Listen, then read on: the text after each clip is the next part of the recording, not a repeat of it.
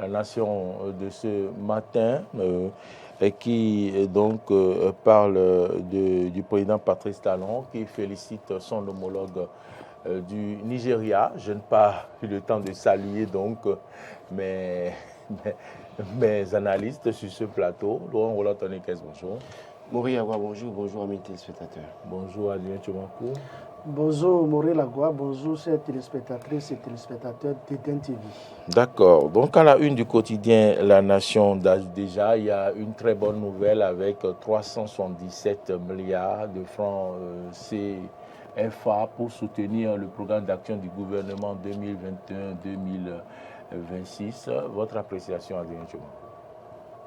C'est une très bonne nouvelle. Vous savez, le programme d'action du gouvernement dont le feuilleton se déroule agréablement. Je pense que si ce montant, cet appui de cette institution financière internationale vient, c'est pour que ça soit concrétisé. Et moi, mon souhait le plus ardent, et je le dis toujours, c'est la gestion de ces sous, la gestion efficiente de ces sous. Je pense que le gouvernement fait beaucoup pour notre pays et en l'état, les sous, ces milliards de francs CFA, pour mon souhait le plus ardent, c'est que ces milliards soient bien gérés. Et je pense quand même que ça sera bien géré.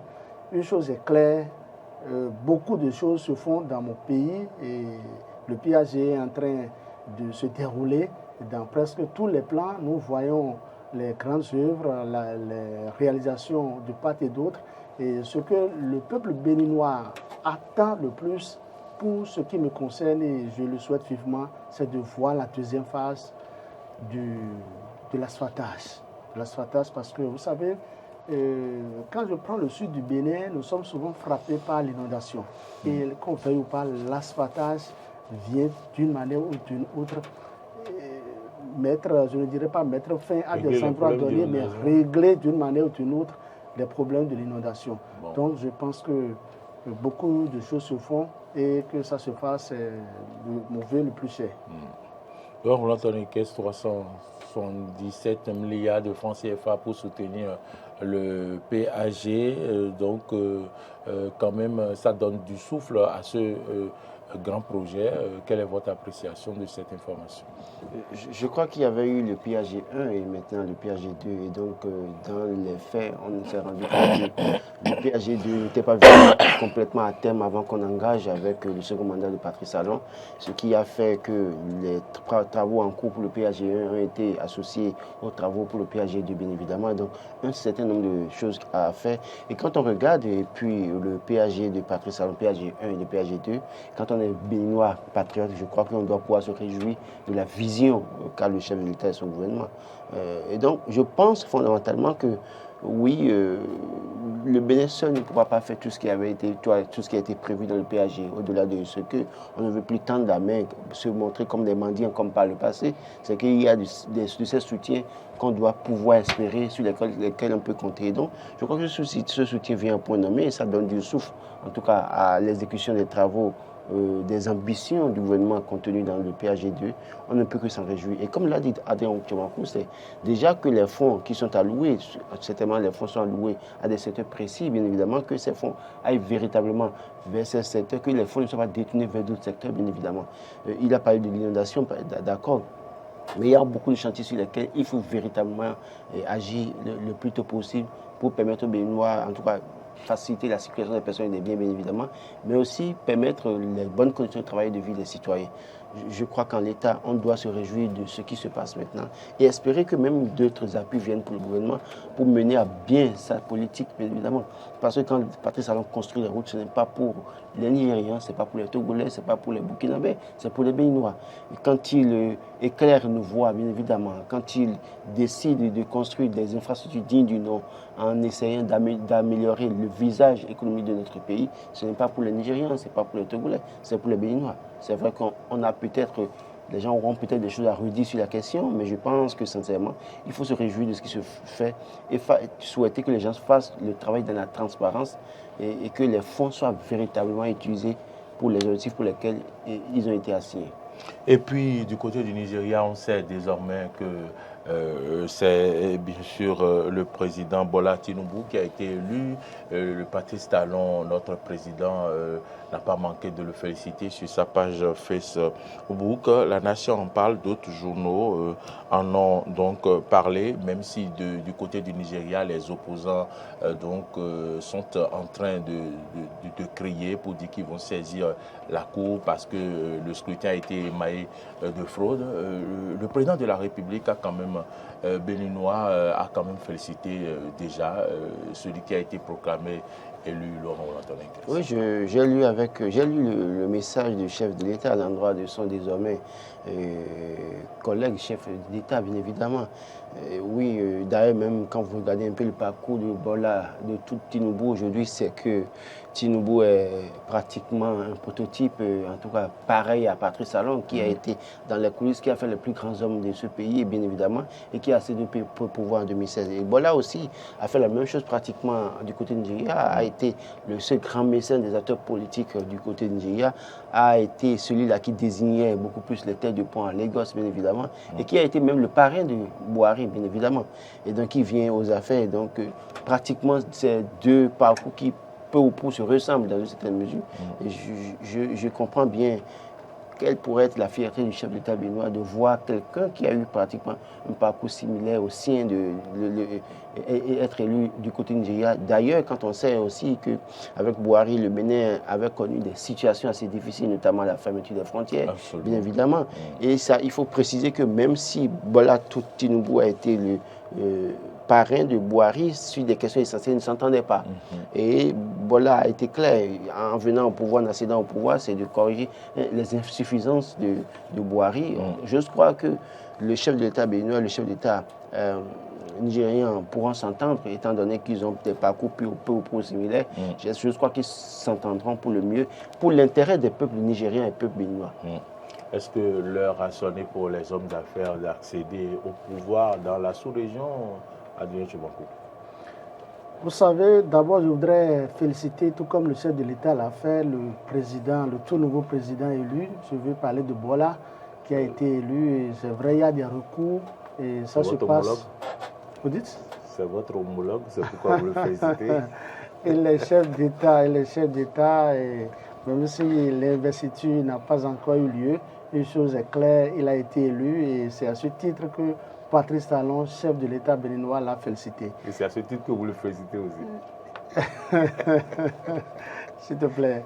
Donc moi je pense quand même que c'est une très bonne démarche que Patrice Talon le félicite parce que le Bénin et le Nigeria sont des pays frères. Vous savez, pour répondre à votre préoccupation, quand vous suivez un peu le président du parti politique RLC, Irénée Agossa a toujours dit dans ses prises de parole que le Bénin ne peut jamais avoir le Nigeria à côté et souffrir de quelque chose. Puisque quand vous prenez l'Afrique, on parle toujours, pour référencer le Bénin, on parle du Nigeria, puisque c'est le géant de l'Afrique de l'Ouest. Donc en matière de développement, en matière économique, en matière de ci et de ça, le Nigeria est plus en avance que plusieurs États de la sous-région. Et je pense que c'est une opportunité pour le Bénin. C'est vrai, nous avons traversé une période, nous avons traversé une période tumultueuse avec cette affaire de fermeture des frontières deux fois, où il y avait un problème diplomatique entre les deux États. Ça a été résolu, mais je pense que ça c'est du passé et que ça ne va plus arriver. Une chose est claire, aujourd'hui, nous avons un nouveau président. Patrice Talon vient de le féliciter. Je pense que juste après l'investiture, moi, mon souhait, c'est que notre chef d'État se déplace pour aller le voir. Vous n'avez pas répondu à ma question. Je dis, est-ce que c'est l'ère maintenant des hommes d'affaires de prendre le pouvoir dans la sous-région? Oui, en partie, oui. L'heure a sonné quand vous regardez un peu le parcours de M. Bola. C'est quelqu'un qui a été aussi en exil, si je peux le dire, parce que j'ai lu un peu son CV où ils ont parlé d'une tentative d'assassinat qu'il a amené à rejoindre les États-Unis. Il a été chauffeur de taxi. Après, par la suite, il a étudié comptable de formation, il s'est spécialisé là-bas. Et il a jobé, il a eu un peu de sous qu'il envoyait dans son pays et il est revenu par la suite pour devenir l'homme fort. C'est vrai, il était le parrain du président sortant. Je pense que l'un ou dans l'autre cas, Bola est un président, un homme d'affaires, avant et après tout, un président qui pourra beaucoup apporter pour le Bénin. Oui, pour le Bénin, le Nigeria, on le sait déjà. Mais si il a Patrice Talon, qui est aussi président homme d'affaires, les deux présidents hommes d'affaires peuvent quand même mieux s'entendre pour que le développement de l'Afrique, le développement du Bénin, le développement du Nigeria, parce que évidemment le Nigeria s'est déjà développé, que moi, ce que je souhaite, c'est que le Bénin se repose d'une manière ou d'une autre sur le Nigeria pour mieux se développer. Donc c'est un peu ça. D'accord. Nous allons maintenant parler de la participation du Bénin. Laurent Anthony Kess à cette Coupe d'Afrique des Nations Juniors. Les Béninois rêvaient qu'hier, on aurait pu éliminer le Sénégal. Peut-être que vous avez suivi le match ou vous ne l'avez pas suivi. Ça s'est terminé par un score de 1-0. Le Sénégal a pris le dessus et puis le Bénin rentre à la maison. Vous avez écouté le coach ce matin qui a dit qu'ils ne peuvent que s'en prendre à eux-mêmes et que en avant, ils n'avaient pas celui qu'il fallait pour faire le travail comme attaquant. Que se passe-t-il avec les équipes béninoises, Laurent Anthony Kess? Il y a une chose dont il faut se réjouir déjà d'abord, c'est que nous avons une équipe qui a été pour plus ou moins compétitive. On peut tout reprocher aux jeunes, c'est qu'on a vu du beau match, en tout cas, dès le premier match jusqu'à hier, on a vu de beaux matchs, bien évidemment. C'est vrai qu'il y a on ne doit pas leur jeter la pierre. Non, on ne va pas jeter la pierre, parce qu'en réalité, moi, je pense que c'est comme ça qu'il faut constituer une équipe du Bénin. Les jeunes ont commencé une expérience. Donnons-leur la chance de faire l'expérience pendant un moment donné. Ils seront assez compétitifs et pourront apporter des résultats. Parce qu'on n'avait pas de résultats, même avec les seniors. On se contente tout le temps des matchs nuls. Mais tout au moins, on peut se réjouir que les scores ne sont pas des scores larges, 3-0, 4-0, 2-0, bien évidemment.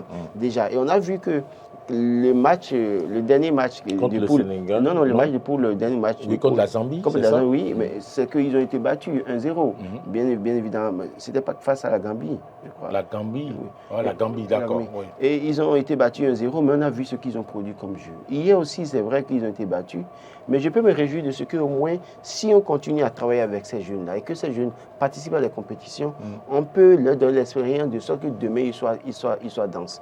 Mais hier, le match d'hier, pour moi, je ne comptais pas pour autant sur une victoire des Écureuils. Pourquoi? Parce que, écoutez, les jeunes Sénégalais ont gagné leur match de poule, tous les matchs de poule. Ils ont montré un match assez, en tout cas, une équipe assez forte, on a pu voir. Alors qu'à côté, l'équipe béninoise n'a fait que deux nuls et une défaite pour se retrouver meilleur troisième pour être qualifié pour les quarts de finale.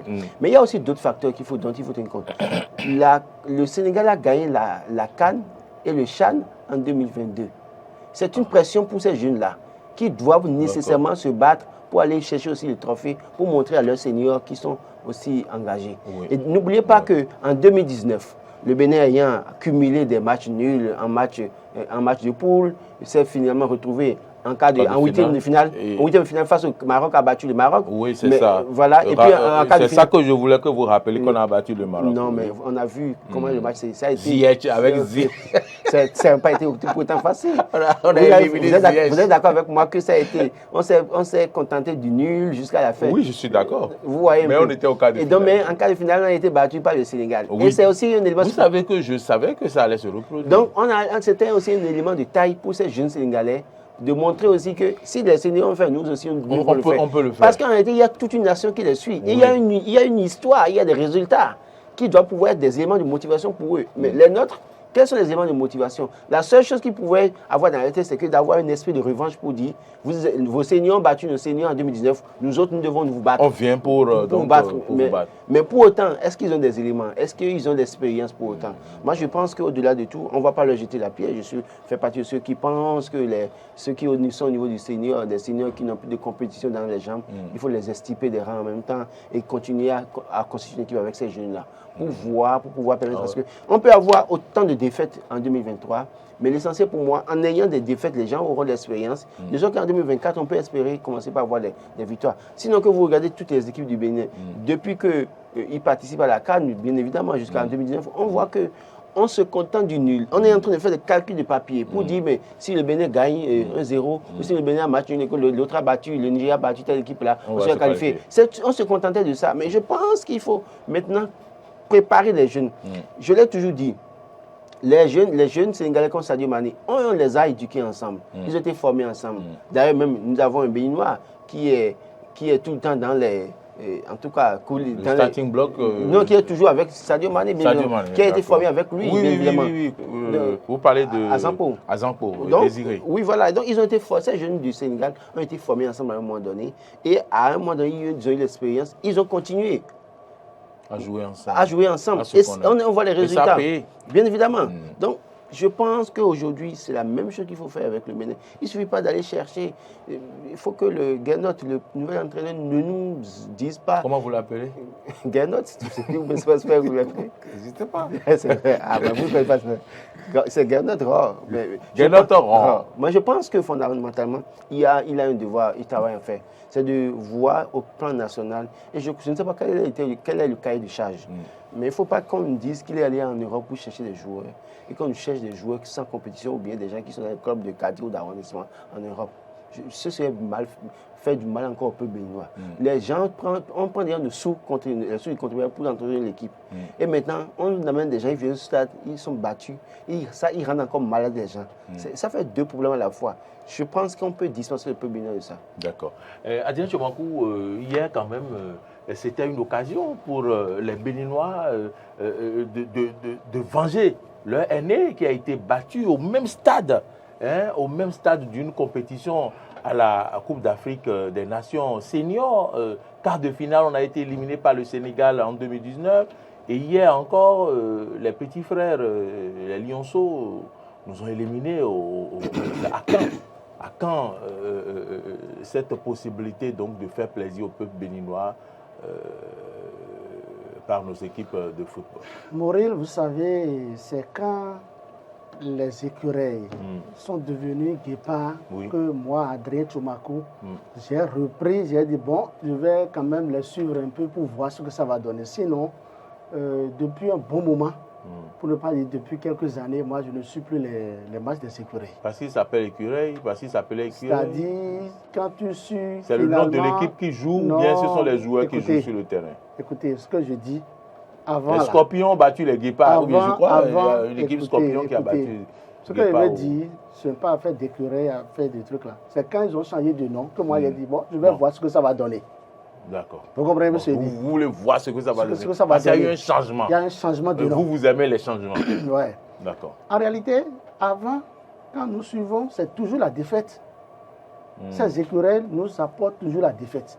Et c'est au regard de tout ça que moi, j'avais juré de ne plus suivre les matchs des écureuils. Mais quand... Au risque de faire une crise cardiaque. Au risque... Et de mourir jeune. Jamais. Au risque de me porter mal.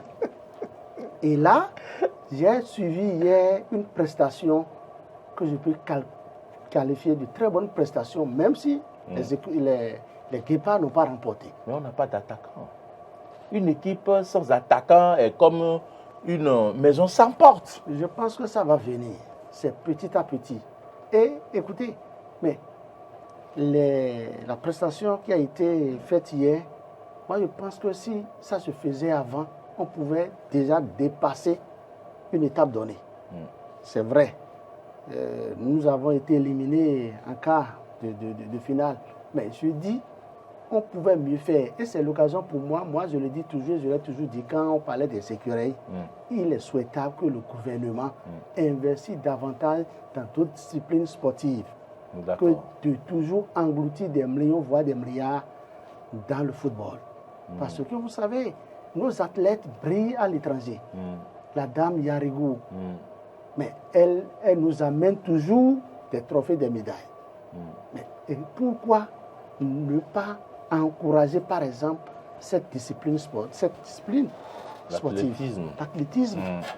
Il y a d'autres. La boxe. La boxe. C'est-à-dire il faut encourager ça. Taekwondo avec Maître C'est ça. Goudiaby. Donc il faut encourager, il faut mettre assez d'argent, assez de moyens dans ça là. Parce que moi je pense que nous mettons beaucoup d'argent dans le football et finalement c'est la déception.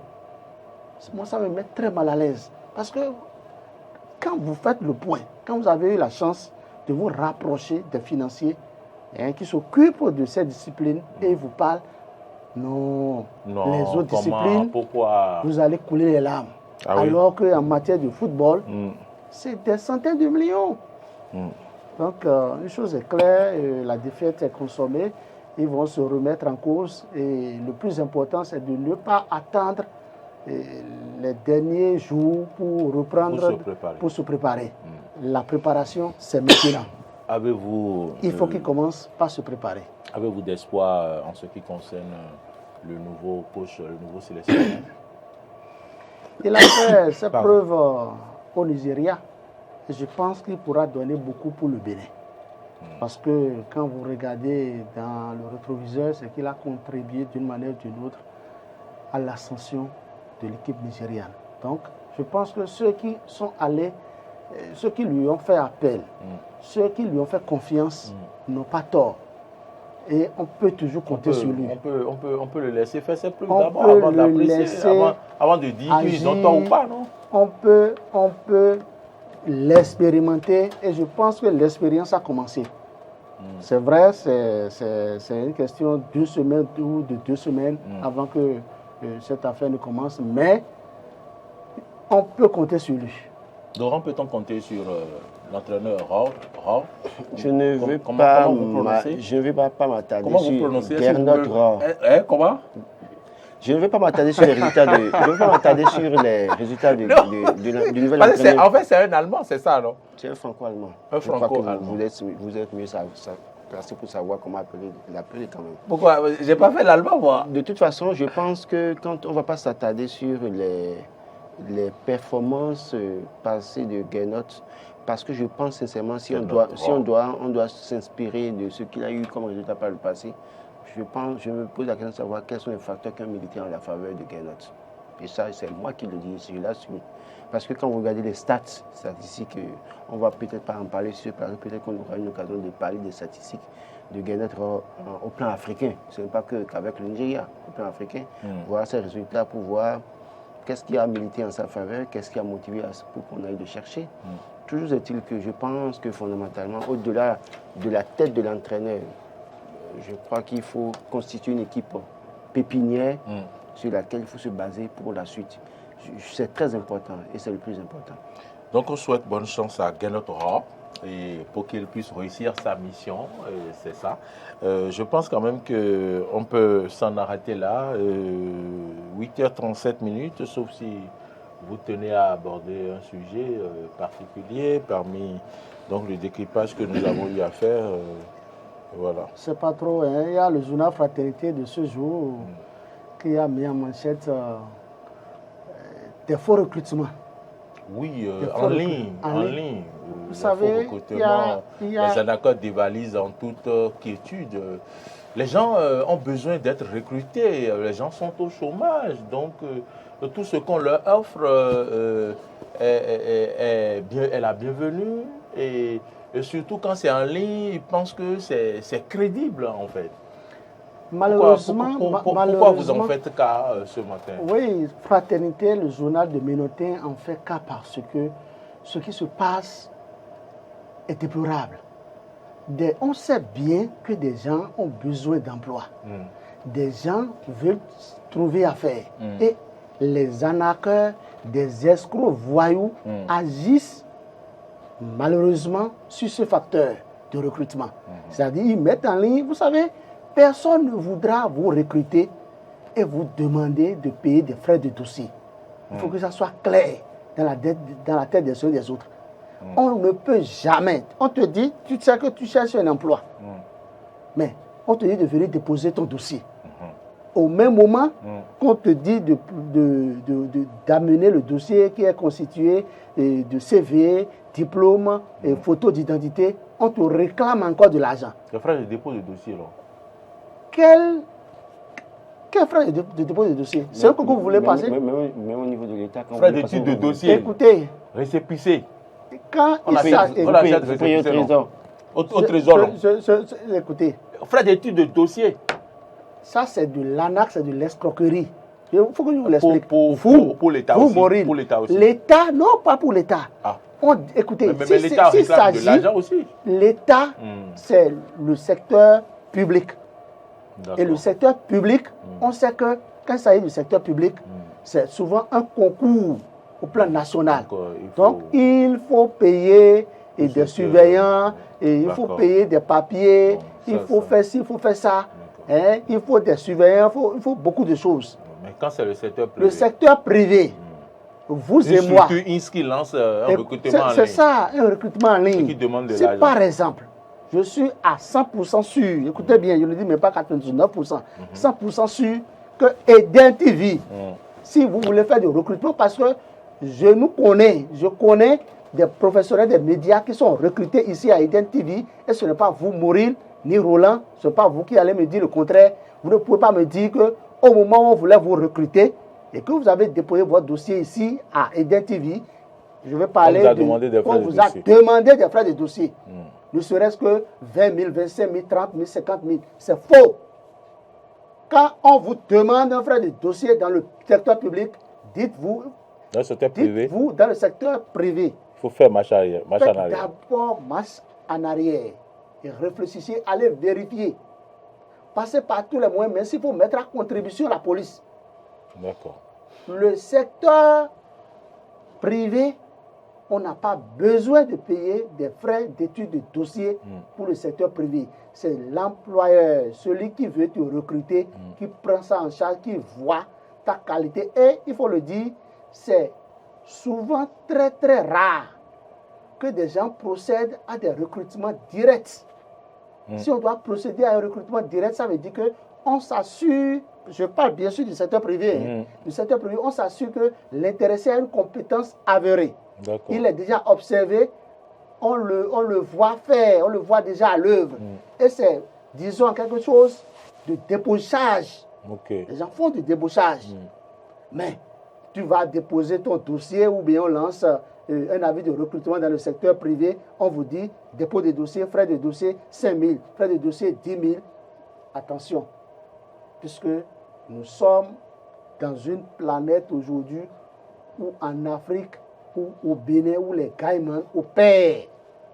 Donc, dites-vous en même temps que ça, c'est des cybercriminels. Ça ne peut ne pas être ça. On peut mettre... Ça peut ne pas être ça à 100%, mais faites déjà attention. Dites-vous, il y a quelque chose là. Et réfléchissez autrement. Si vous déposez, avant de déposer votre dossier, essayez de vérifier. Essayez de passer par d'autres voies pour savoir. Des personnes intermédiaires pour voir est-ce que vraiment c'est crédible ou pas. S'il y a une crédibilité, Laurent a un mot à placer les gens, à ce propos. Écoutez, la police en a arrêté beaucoup. Et c'est un dossier spécial que le journal Fraternité a réalisé. D'accord. C'est un dossier sur 4 pages. Et je pense que, d'abord, j'invite tout le monde à aller lire pour ne plus tomber dans ces pièges. Pour ne pas tomber dans ces pièges. D'accord. Parce que l'ANAC, c'est dans tous les secteurs actuellement. Laurent, vous et aviez nous devons faire attention. Je pense sincèrement que oui, peut-être que l'a dit Adrien Tchomako, il faut vérifier. Mais on ne va pas tout de go penser ou dire que ceux qui lancent des recrutements en demandant qu'on dépose des frais de dossier sont des arnaqueurs ou des cybercriminels. Parce que je m'explique terre à terre. Vous savez, l'emploi aujourd'hui, c'est une denrée assez rare. Et d'accord, la société peut être une bonne structure voulant recruter, mais qui en même temps profite de cette situation parce qu'en réalité, ils ont peut-être 2 postes à pouvoir et pour les dépôts de dossiers, c'est peut-être 300-400 personnes qui viendront déposer le dossier. Ça leur permet parfois de faire un peu d'affaires. C'est vrai que c'est pas bon, il faut déployer de telles choses. Mais sur le fait que, oui, aujourd'hui, il faut faire très attention, c'est vrai que parce que j'étais avec quelqu'un à une époque qui me parlait de recrutement et qui a lancé un recrutement de secrétaire et qui, pour le poste de secrétaire, avait désiré que chaque secrétaire, en tout cas, en voulant déposer le dossier, dépose 2 000 francs. Et je lui ai posé la question de savoir pourquoi. Et il m'a dit non, mais ça lui permet de gagner de l'argent, ça lui permet de garantir, écoutez bien, ça lui permet de garantir au moins 4 mois ou 5 mois de salaire de la secrétaire qu'il va choisir dans le lot. Et qu'est-ce qui se passe? 2 000 francs fois 100 personnes qui ont déposé le dossier, ça fait 200 000. Et la secrétaire, si elle est à 40 000, c'est que par mois, c'est que ça fait 5 mois de salaire garanti. Et 5 mois après, qu'est-ce qui se fait? Il s'arrange, peut-être, entre-temps, il a réussi à coucher avec la fille, peut-être, je ne sais pas tout ça là, tout il y a comme compromission. Et puis après, 5 mois après, à partir de 4 mois, on commence par déranger la fille, insulter la fille, dire qu'elle est nulle. Et puis vers le 5e mois, il s'arrange pour envoyer la fille et lancer un autre recrutement. Et ça se passe un peu partout. Ah bon? Et ça, c'est cette pratique-là, j'estime qu'il faut vraiment surveiller les gens et les décourager. Il y en a plein, hein. Ils demandent aux filles de venir travailler 3 mois et puis ils lancent un recrutement et malheureusement, ils ne passent même pas parfois par la presse. Parfois par la presse. Et comme la presse aussi veut de l'argent, certaines presses veulent de l'argent, ils se donnent malheureusement à cette pratique-là, bon, sans pouvoir comprendre. Hein. Et les gens sont recrutés. Ce qu'ils ont pu amasser, ils s'en servent pour dire à ceux qui sont recrutés, vous avez 3 mois de période d'essai. Donc les sous qu'il a pu récupérer, il utilise ça pour payer les 3 mois d'essai à la personne, pour dire après 3 mois, je vais te confirmer, tu vas augmenter ton salaire. Et à partir du 2e mois, en tout cas à partir de la moitié du 3e mois, commence par créer des ennuis au nouvel employé. Et puis, puis on le renvoie. Et 3 mois après, on relance encore. On amasse de l'argent chez les pauvres jeunes, bien évidemment. Donc, c'est autant de pratiques qu'on observe dans la société. Sur lesquelles il va falloir investiguer encore. Non, mais je crois que ce dont je parle, c'est connu de beaucoup de personnes. Hein. C'est même pas caché. Les gens le font même au vu aussi de tout le monde. Parfois, parce qu'ils ont une structure. Et malheureusement, parfois, c'est des structures crédibles qui existent, qui ont un siège formellement, qu'un personnel, en tout cas, vous voyez, ça, en fonction des gens viennent et reviennent. Et malheureusement, vous allez voir que tous les 3 mois, tous les 6 mois, parfois, le personnel change. On ne voit jamais les mêmes personnes pendant un an. Okay. Donc, il faut peut-être aller à ce niveau. Je suis sûr que ce que je dis, il y a beaucoup de personnes qui ont été victimes. Et c'est le moment plus que jamais pour ces personnes de dénoncer ces structures-là qui s'adonnent à de telles pratiques. Absolument. Merci beaucoup à vous, Laurent Roland Toninkès.